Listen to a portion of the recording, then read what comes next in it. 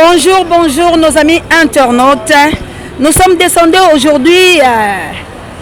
pour vous montrer ou pour chercher les téléspectateurs pour qu'on puisse parler par rapport à un phénomène qui s'est fait brave, un phénomène Kuluna. Alors aujourd'hui, on va bien parler. Je vois que les gens ont commencé à dire du waouh, Océan, aujourd'hui tu vas t'exprimer en français. Non, mais j'ai commencé comme ça parce qu'il y a un monsieur qui m'a demandé, Madame Océan, on t'aime bien, il faut que tu parles aussi français, il faut que tu sois bilingue parce qu'on te suit un peu partout. C'est pour cela aujourd'hui, j'ai voulu commencer par cette langue des colonisateurs. Alors on rentre directement parce que nous sommes ici dans la République démocratique du Congo, précisément à Kinshasa. Là où Ngobila, il est notre gouverneur. On va voir là Kinshasa, comment ça se passe ici. Hein. Ngobila a des sérieux problèmes parce que Ngobila ne fait pas bien son travail. Mais nous ne sommes pas là. Tozali dans Likambo et affaire à Kuluna.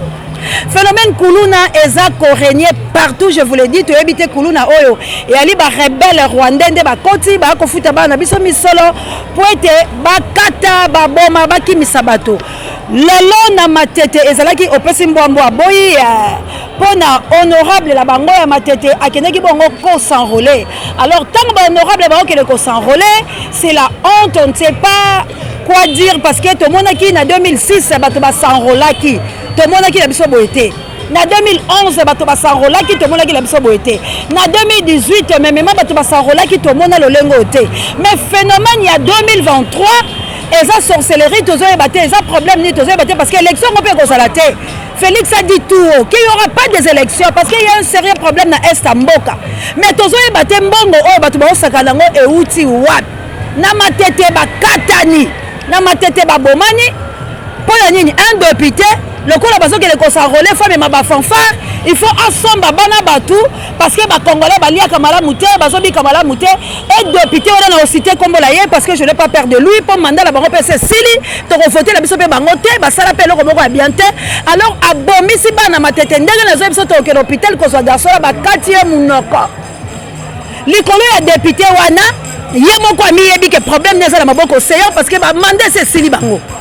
Si vous avez des gens qui ont été parce que tu as la banque, tu as revendiqué la droite. Député, on a mis la batte. Alors, on a tête, on peut se boy. Et puis, on est britannique, député, mon côté, a reconnaissance qu'on s'enrôle la matete. Député, mon côté, on compte la matete parce que vous avez sakana bango, vous avez la bango bangote, vous avez les fanfare, balandi bino, ponanzala, et vous katisi bango baminoko. La police, ils ont quitté Kokanga. Alors, binomo boyebi que tant la police qui te rappelle à Kokanga, azo kanga ba innocent, azo kanga comme shida na ye. Nanya ko ici likama ce sont des députés. Bazo lekela biso na ba fanfare, ba bongisi na bango mboka te. Et l'autre côté enrôlement il faut pas que tu ko la ba fanfare. Enrôlement il faut faire place à la simana yo. OK na ko so ka carte comme tout citoyen congolais. Na bela kele ki langati. To tala batule ba so ba carte. Ça rien fait, ça rien à voir là-bas fanfare, na conseil la biso ba tapage, na conseil la biso buzoba, ndenge pe la zolo baboy. Moko to repousse la conseil na instrument monene zo tele bakuna, o batu ba robeta musique soit design député, acha instrument pa beta musique, acha la biso ka makelele, so que za biso to robeta la babara mike ba lobi tapage nortine, ya so tele biso makelele, pour lobi okele ko s'enrôler. Donc aujourd'hui, abeti si na yeka concert, abengi si na yeka batu et les gens sera là pour ba bunda pe les sous ba yiba batu. C'est catastrophe, c'est que oh biso tozo bona la biso la gouvernement congolais. Donc c'est comme ça maintenant yango to baki to retourne à tout le monde. Montenu so to retourne là mutu la phénomène Kuluna. Ezo sala ndengeni papa la ngai. Yo zo teka, on répondre pour le phénomène Kuluna et bien ngo. Ozo ki matefa ba miselongi. Ah ndengo zo teka. Botala kaka congolais ça se débrouiller malobi ndenge astieba nguba na eli kola ke koteka moyeba mona ye c'était donc congolais ça complexé c'est son métier pendant que le la barre il trouve ça normal mais pendant qu'on revendiquer ba droit na pendant qu'on lobela la phénomène moko ba nyoko la rakutu bango bato bateka biloko donc mona ba kuluna na so bakangi bango ba botola bango biloko ba botola bango bambongo mais siko po ale kale tando eke aloba congolais aloba kala sima mu Congo. Ce qu'on tient les micros congolais comme baba, ce qu'on tient les micros à lobby à travers. Il y a un phénomène oyo ezako ça la passe. Alors quand il y a l'homme pour ça aux amours comme quand on les canana bateau ba ko yanola biso to tuna tuna na bande ko to bali ba bazolia na malewa tam so ba ko ki ko répondre biso phénomène Kuluna c'est quoi au juste. Mbote papa. Mbote. Bon, tout là pour le phénomène, ils ont régné le phénomène Kuluna. est-ce que oyebi yango to oyokaka yango to omona déjà phénomène on a yoka yango na mona yango bon na mona yango vraiment ça bien té ça bien té bon bato na mboka comme la kuluna basali bo en tout cas to sepela na ngoti c'est quoi nini okoye koyebisa la bakambi ya mboka pour la phénomène ko ko makasi bakomi kotumba bandako batu na makala bakimi ko violer bala batu ko iba na parlo même pas c'est quoi nini okoloba na bakambi o baza censé ko sili sa phénomène na kulula o mona te opération li confiance nga nango soko vraiment opération li confiance nga na sepela mingi potala kaka donc à tout moment ça qui va kati kuluna boye en tout cas bakambi ya mboka basala tout et tout donc ça phénomène wana kuluna esila na mboka. Merci papa. En tout cas bato baza ko se plaindre papa mbote ni mbote maman bon to ça ko tuna phénomène kuluna bino bo mo lango ndenge nini phénomène ngo ko makasi pona kuna vraiment ba continue ba sa pena makasi po soki te surtout pona ba député bazokata ba saki pona ba député mo bakezo ba cadre to mo na so ba élection mais o élection mo ya suka bat ba kata ba saki pona ba député oyo ozo ba carte ba pesa carte identité photo na ba identité na yote oh ngamo na mono leo na photo na nini oh ndana to za carte na sasa fiche et na sasa fiche bona ye ah ba na remplir la fiche na sisi bona ke ni bache photo en identité yanga te na ba mo batasini ba ndo seka tika boy la machine on remplir fiche na on peut bango ba commis bien na ba mo batasini ba komo seka na ba mo la machine bimisi komba rwandais mo ti ba bandeli pe choix exact surtout pour na kuna vraiment ba député lobby na matete Raphaël Kibour na zo cadre électeur bon apesa kabola ki ba jeune ba kati mutunini oyo munoko le député nga matete Raphaël Kibour oh ba kati mutu munoko ye wana ba kati mutu donc kuna mikole buna matso ki matete ki so sekune buna pona Raphaël Kibuka aza député pona Raphaël Kibuka apela matete kulu na makasi na ki senso. Merci Nicolas vraiment bila moko bozo mona tokosuka wapi phénomène kuluna ba député bazo bomisa bana batu voilà ba fanfare et ça passe peu mal mbote mona mboka mama mbote ya solo na bikela zuyo penza na consentement na yote mais comprendre que ça micro biso to le kalaka poto la tsala TV makambo so le kala mboka to ki batu bazolela ba mama ba beleli bo sala biso le miso bo tu na phénomène o eleki na nsele batumbi bandaku na makala batu bakimi na matete bakulula bazo kota ezala ba policier ezala ba civil siko bino bilenge phénomène wana bozo sepela lango boyebi yango bomona ka yango to bolingi yango olinga ngono ndeni ndeti pona ngana oma préfet bazongisa ndi opération likofezonga mamba droit de l'homme baiko ba droit de l'homme ngai nazala na balox na zéro opération likof bakanga deux fois aussi la musique ya nazala kulu na te na chauffeur ba libéranga donc opération likof pona ngana mona ebomaji donc bakulu na banda obomate ba innocent boyebo lelo komo kebo kongo kabwani ville chasser kabwani comme ekebe o ba américain OK bo ba arabe et comme voit même ça tellement la police eza ba policier o bazaza na la kati ya unité ya police ana ba msuba yeba ta kotanga te so ça recensement kati ya unité ya police ana au moins ba D6 moins niveau D6 apamba baza mingi te ba msuba zai ba ya enquête au mona ba lelo balati ba teni ba roma ba policier azaki yanke éclairé bu teni mbamo asa ta formation 6 mois bagenda kazangu te mbamo ye wana kata inter ya police donc bakoma négocier ba ona bana na bakuluna omwa ba police ba ya bopona bakuna ba ya bunda na ba process makaka o tozolanda nda bakunda eza ba kriki na bango nde bayebi ka ba police to mona ka bekera wana bango nde bayebi ye bakuluna wana nyoso eza ba assemblée asalaka bango mo bayebi ye mo commandant villa banda recensement na unité na ye abana na recensement na la police so bandi na la police ba robimisa ba kumuna po ba yebi bango. Merci mon ami. Vraiment bon moni ba jeune bazolela papa na ngai toza ko tuna likamba phénomène kuluna ndega yo telemi na biloko na mamba to ba bimeli yo ba botoli yo biloko est-ce que c'est comme là yo bon on va bana kule banda bona e comme na lutter mais to kaka pe to mona kape siko ogolobani na ba konza mboka pour la phénomène ndege ko mère to lembi vraiment déjà o kanga kuluna bomona lobi abimi na esiko to ko komitu na biso moko c'est que kuluna lekile tana makasi to esa nini oui na o kanga kuluna kangiye bo mère babeti pe bana quartier mais le plus sous abimi na quartier omi ko yenga to taki akale sukutu yo mutu oyo akale yo le sous mutu okanga alors là qui souvent to comme biso mo to ebite soki kuluna leki le tana makasi to zo ebate to soki to sous policier balia kana kuluna to ebite mais pourquoi tana makambo okanga kuluna beke kuluna yo kangiye mais o meme boye babeti titi ma na quartier monsieur koleka kuta kana suna coopérer sous biso coopérer to mona passe o ba kuluna mais pas fune na la police yo ko banga pour finir ba kanye ba sosa bimi wana ba kanelio aboto tous les biloko donc tu comprends tout vraiment ba kambia ekolo boyo ka passe la population bon moni papa nenga otambola biloko nebo kuluna ko kanga menacer makangi kuluna siko akosani papa ko député so ba yibi munga mboka bazwi bango bakika na basese ole bakanga ba kuluna bazwi bato ayiba munga mboka bakina usabilanga nde kule bo lapa donc yo pona yo bakuluna ba vivre mais ba député baso yiba mboka bakina banya kasi basabilanga o ministre de tune mongo kanya bakasese o bugumesa da yibi mongo kanya bakasese da pona ba otika bango ba yiba mboka kanya ko la population bito sufi bango bakuna voir maka ayi de tune mongo mboka akesa bilanga boko siko pola bakuluna po bakuluna basala bango centre mongo we ba bana kotangisa bango po soki dans na bité pour la jeunesse déjà beba baza tous les kuluna ba ko basala bango centre ba la songo ne basala métier mamutu ole ba ke la prison basala bango centre pour la prison ba ke ne beba à la prison basala bango centre ba ata menuiserie maçonnerie mamebe la centre la pe da bakuluna na pour na onde ko olingi olobake likamuso phénomène kuluna ezali manque ya kotanga manque ya moyens et baby CP jeunesse siko nini ozoyebisa bango tala bango en face ba condition bazolanda yo nini okoyebisa bango bon na esi ba contribuer nga ga licencié licencié en économie mais na ça musala te moi etna na ke sana ke yiba to sani pour musala na Congo ezate bosunga biso bana bino bosunga biso nabika wana merci bosunga bango tala un licencié en économie masala kate mais bino botangi na bino te bakuya ka boyeka ba bubo so misala na nzimbe na ngai bokele pe kanya makasisi to tula bande comme ça ba bebela nga bino pe boyebi phénomène kuluna boyebi phénomène kuluna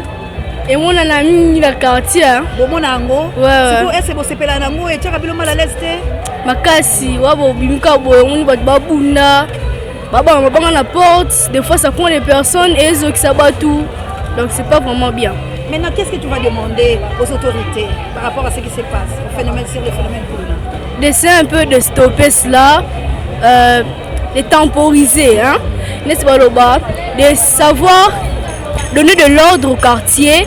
et de placer un peu de policiers un peu plus partout pour éviter ce genre de bagarres. Mais les autres disent que ce sont les policiers aussi qui le font ça, quand il accompagne le phénomène Kuluna, quand il est le Kuluna et il fait semblant. Mais ce sont les policiers là qui sont amis avec le Kuluna. C'est eux qui passent leur temps avec le Kuluna à boire des chanvre et autre chose. Du fait que quand ils interviennent, le Kuluna leur prend des gens de leur parti. C'est pour ça que je vais demander à tous ceux qui me suivent à travers l'écran de pouvoir savoir, comment dire, savoir engager de bonnes personnes pour gérer ces phénomènes-là parce que ça cause pas vraiment du bien dans la société. Ça pose beaucoup de problèmes, des discutes, des chahi-chahi et ça fait pas vraiment trop bien. Parce que la majorité de la population vit sous peur de Kuluna. Ils vivent que sinon, maintenant si je sors vers 22h, vers 21h, on peut m'attaquer. Vers Ngaba ou peut-être même vers le pont d'Entélé. Vers 20h pour passer c'est impossible parce qu'il y a les Kuluna là qui sont au fond et les policiers sont là, ils ne font rien. Vraiment c'est un peu ça. Vraiment, ils allaient passer par ma bozo kabala nde bazoleka mbote papa la ngai. Oui, mbote maman. Papa to sali kolobela phénomène Kuluna. Omona kayango, oyoka kayango. Ouais, souvent toyoka ka pe to mona ba événement Kuluna, évolution nango ndenge ezokendele. Soki na zongi mukie na époque ya ba mama na biso, événement Kuluna ezalaka penda te. Tozalaki na ba miyibi, ainsi que ba voleur ya ba niveau na niveau. Mais phénomène Kuluna ezalaka pendate. Mais lelo phénomène Kuluna to nango yeko se réveiller la muki makasi. Ce qui tozongi mukie na éducation na bato batangi ebele ba pesa biso biyano koloba na biso que pourquoi na ba analyse to ba solution so bazoluka ko vanda koloba koyeba pourquoi cet phénomène est mati makasi to nango. En base que tout est si basé sur l'éducation. éducation lelo eza lususu ndenge ezalaki te na ntango ya kala na époque na bino bokoli bamama na biso na bapapa na biso époque ya papa na biso Mobutu zwa papa Joseph Kasavubu papa Mobutu yaka muke okomona bozalaki différent par après à cette époque là mboka ezalaki mpe kaka na bacondition kolia ezalaki un peu difficile makambo mpe ezalaki kaka kotosa penza te mais phénomène kuluna ezalaki penza te donc ezalaki te mais toye na kobana na président Joseph Kabila kita nde tozo vivre cet phénomène kuluna mais ba mécanisme ezali pona ko arrêter hémorragie ya kuluna moto akoko kanga kuluna eza moto oyo aza na terrain moto avandi na kuluna moto akoko yeba kuluna eza moto avandi na kati ya mabele na o esika ye azali pour identifier kuluna par après exemple most typique nous sommes les jeunes en base que devant na super lemba to yebi lemba des quatre coins gouverneur Jean-Tingo Bilaza gouverneur au niveau ayebi teke aza na superficie ya lemba ayebi commune ya lemba mais ayebi réalité makasi te ezoleka na kati ya lemba donc en disant lemba eza na bakolo nango na kati ya jeunesse eza na ba essentiel na bato pe baza aussi maturé donc ne pas dit pas mélanger nyonso ndenge moko tozaka ndenge mo non pendant que bazolobela kuluna eza pe na ba jeune oyo bazoluka ko intervenir pour que cette hémorragie en ezala ni arrêter donc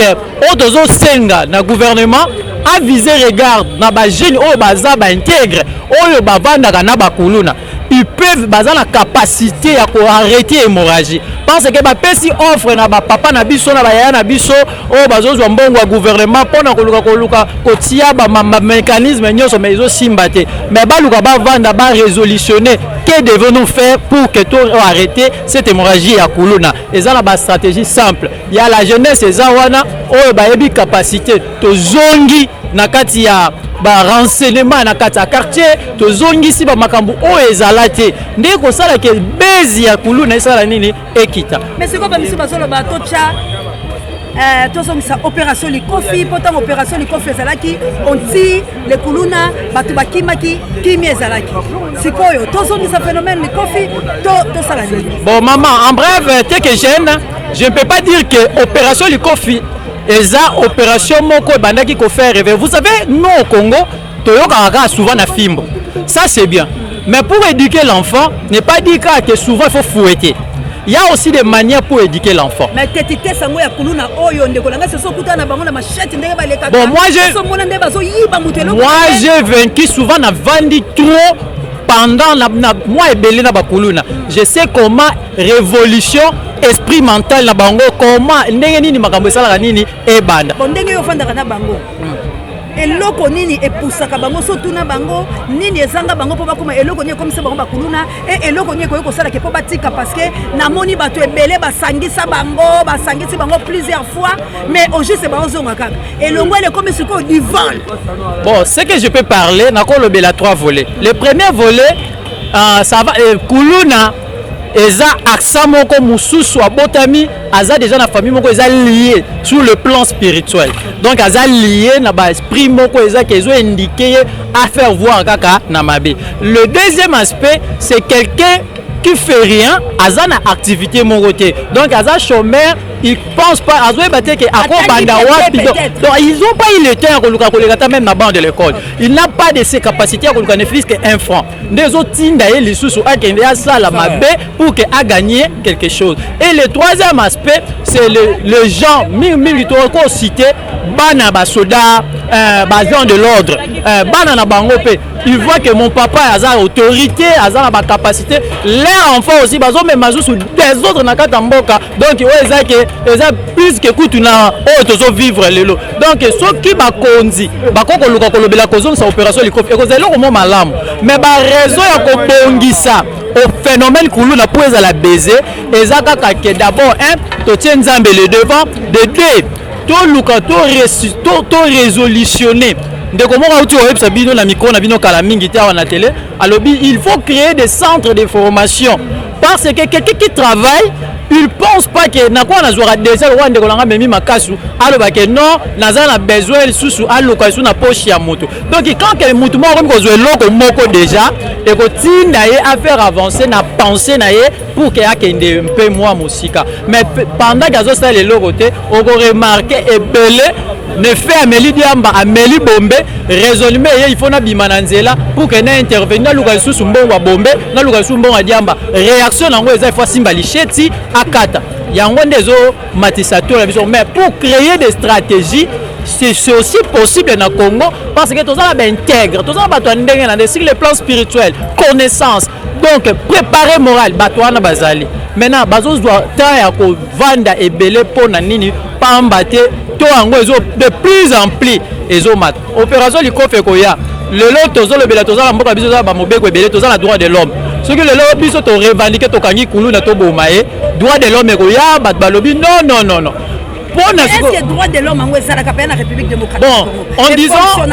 on disait que droit de l'homme ezali parce que ça moko ya ba mobeko na kata mboka na biso mais jouer rôle nango c'est stérile bon droit de l'homme ezo jouer rôle nango pendant quelqu'un qui est déjà en danger la police déjà envoyé à se mettre à sécuriser mutu moko azakoyi déjà na problème c'est aussi déjà là ba droit moko ezo permettre que ba garder na parce que moi j'ai vécu en prison pendant 3 mois pendant que j'étais en prison to moni un peu bon mobeko makambo o ezo meka ko renseigner et loko zo ezo sabiso bo toza libande ya mobeko surtout que ba pays Europe ba mboka mususu ba otangisa bana na bango ce qui concerne la loi du pays mais biso mususu azana ye na connaissance mon côté ayebi eloko mon côté donc akomi mokonzi mais il a rien dans sa tête donc ce qu'on peut faire on a qu'on gérer ou qu'on fait calmer cette hémorragie il faut créer des stratégies pour se mettre fin sur le domaine kuluna c'est bon nini okoyebisa droit de l'homme parce que bango ba yaka tant ba moni ba komi ko boma batu ba beleli mais siko lokola danger au droit de l'homme bilo bo landanga batu droit de l'homme danger ezali phénomène oyo boyoki na makala bato bakimi na bandako na njili na parlo même pas na matete le pango ya mama ya bato sala la poto ba soldat ba civique ba konti ba violer la parcelle voisine ba buki wala droit de l'homme ezoyate siko nini okolo ba la droit de l'homme ole ba yaka kaka tango mobeko ya makase parce que congolais fona no kozela ko dicter nano pona boye congolais azoyokate nini okoyebisa droit de l'homme bon ce qui concerne la carte à droit de l'homme eza moko ya partie à justice et la justice et se mettre na ba responsabilité nango souvent la justice ya mboka na biso où nous le peuple petit peuple raison ya biso za kasoko kangisi kuluna otindie na la police akela la police décision ezaki ka kene makala ake makala ok c'est tout un procédure soko zui kuluna okangisi kuluna par après ya mabena ye asali il faut ozala na ye tina suika osalela ye suivi pour que azala pini na ba acte na ye a poser mais tozomona biso d'abord petit peuple tozaka na solidarité te lelo toko lobela tok base ya kuluna mais na kata ba quartier ezala bato musu baza ba support ya ba kuluna ba bomba ka ba kuluna c'est aussi le moko ya ba droit o eza ba droit auto bato bazo abimi donc baliba boma kuluna to ba revendiquer pour kuluna pas sali mabe mutu moko abimi alobi ke mwana na ye mais pendant mwana na bande ko sala mabe mama wana ayebite ke mwana na ye azo sala mabe c'est aussi moko oyo ezoboma mboka na biso yango tokosenga na justice na bakonzi ya droit de l'homme va s'appliquer ezala kaka te pour na intervention tango mutu akomi na danger bango pe baluka ko créer ba stratégie ya discipline oyo ko banda ko luka pete ko mema kuluna donc disons e banda ko zoza kuluna kaka na mabe na sala mabe poso na sala mabe balingi ba tumbanga pine to ba bomanga na kozala protéger na droit de l'homme et tozo senga na droit de l'homme azwa ba mécanisme ou mayele ya koluka ko régérer pe ko sangana na gouvernement ko eba ko pesa moi solide na pona to eba ko silisa hémorragie ya phénomène kuluna. Merci vraiment. Merci à vous aussi. Vraiment phénomène kuluna wana tozoleka kaka tozaka kaka koket ndeko mwasi mbote loba mwa mukeli kama phénomène kuluna surtout bilo nde bolamba na malewa boye banyoko la kabilo mingi mama phénomène kuluna surtout ya koto eleki ata na moy ata na tongo bakokata basako boto la bambongo ba téléphone na ebite méthode ni ba okoluka po ba dimine pe stratégie ya bala kuluna o toza na kimia te koto. Merci. vraiment bato bazolela phénomène kuluna kabuya totambola kuna nazoyoka mwa mingongo ya miziki toluka mpe bandeko oyo bakoki korépondre totula bango de quoi il s'agit phénomène kuluna balobi ata na ntongo donc bamama malewa baza konyokwama me bango baza na mpona kolesa population yango tozokende nanu kuna mpo toyeba après tosukisa na biso mbote papa mbote mama mwa mutuna na biso ezali mpona phénomène kuluna en tout cas bato bazolela bato bazokima bandako bato bakimi bakartier yango toyali kotuna likambo yango bino mpe boyebi yango bozosepelela yango toboni likambo wana ezotungisa biso makasi phénomène kuluna ezosila te tozosufri yango nde toteka boye ifo kozonga avant soki retard bakati yo babotoli yo mbongo surtout so mbula ebeti biso bato toza na ntango tosufri kuluna esila te kanya makasi boomema soki mpe baindividu soki kuluna esilaka te ka baelema nga akei na prison abimi akei na prison abimi aye kosalaka masake esilaka te nini okoki koyebisa na général kasongo po ye nde aza sanse ya kopesa bapolisi ye nde aza sanse moto akangaka nini okoki koyebisa bango nde bato ya droit de l'homme nga nakolesa bango boye azwa ata ido oyo ezalaki epa nani epa général nani oyo nani kanyama mpo kokanga kozongisa na société te mpo bukaka bango ata makolo ubie boboma bango droit de l'homme aza droit de l'homme biso tosufri ebele bato bakimi bandako bato batikali bahandicapé babiso babota biso bambongo na ntango awo so mbula ebeti na pascal oleka te bamachete sikoyo ye solution eza te kokende kanya makasi ese solution te babuka bango ata makolo be koboma bango selon nga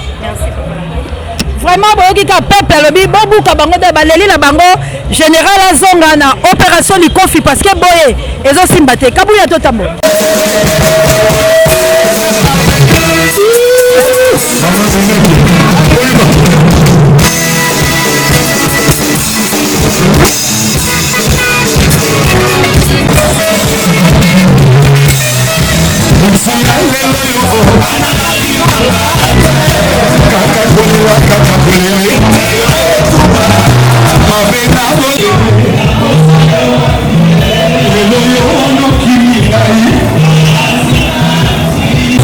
Azadi, dunia kosa Azadi. Nikoleze pe Azadi. Wakodo kapani Azadi. Zambe.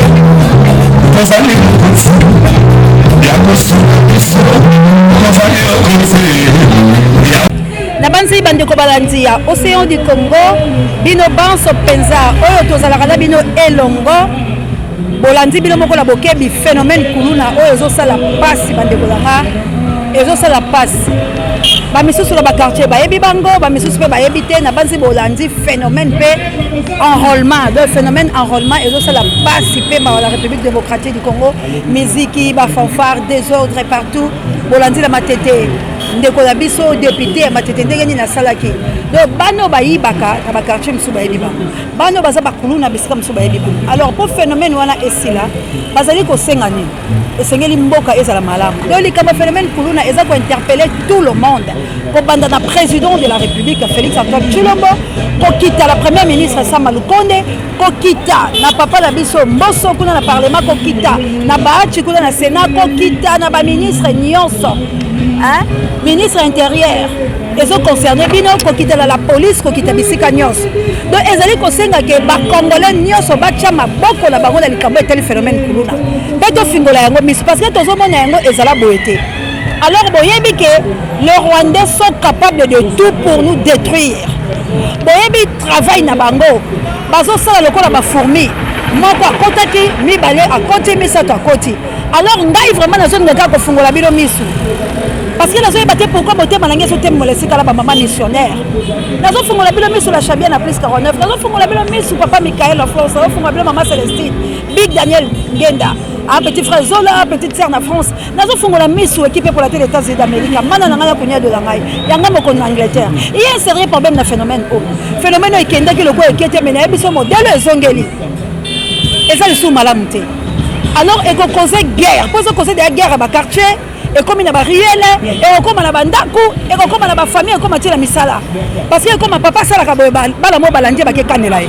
Alors tant que tozo tika yango za malamu te yango peuple congolais aleli na ye que opération likofi ezonga droit de l'homme tu es censé ya koyaka te tant mobali mabele ki ko kota pe likambo ya ko quand appelle likambo la temps parce que tant bakuluna ba boma tant ba otumba tant ba mama ba osala bitika droit de l'homme aux stérile mais tant ba ko impliquer opération moko boye po batu bazwa kimia bino droit de l'homme boye tuer les gens comme ça c'est pas bien mais quand on tue quand on viole droit de l'homme est censé kokota te quand on menace les parents d'autrui droit de l'homme aux stériles quand les gens quittent leur maison quittent leur quartier quittent leur commune pour aller se réfugier c'est où toi droit de l'homme tu es où tu es censé aussi de protéger ces familles là qui souffrent alors c'est anormal ceux qui te la qui bino yango parce que on en a marre papa va comme il déranger mais le côté comme on nous appelle mais ça va être dans l'insécurité alors nous sommes sassés à Kokita pour vous montrer ce qui se passe dans la capitale non yango tozosenga na bakongolais soutenons nous maman c'est le besoin de soutien pour biso tola ba solution à phénomène biso toza nango parce que tokosala na biso ba marche pacifique te parce que mboke bebi parce que depuis na mutu eza ya kobeba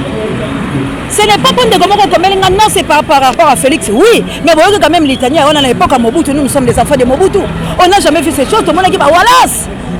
toka ba Bouddha bokina bana batu wapi les gens qui fait des coups d'état ba koti ba kangi ba RTNC ba nini toyoka ba walas toyoka ba Bouddha toyoka ba Kishasa to mona bango te mais oyo anyanyo eza bongo te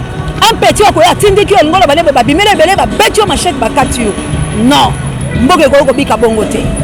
yango tozali ko interpeller ba kambi pe à la police boko teli camara parce qu'il y a des policiers oh ba éclairer bolati bango teni bango pe baza base to la tse bien la matete les combats phénomène enrôlement bila sobomoni mais tout l'andana nous centre oyo ya enrôlement nini ezole là na ba province la biso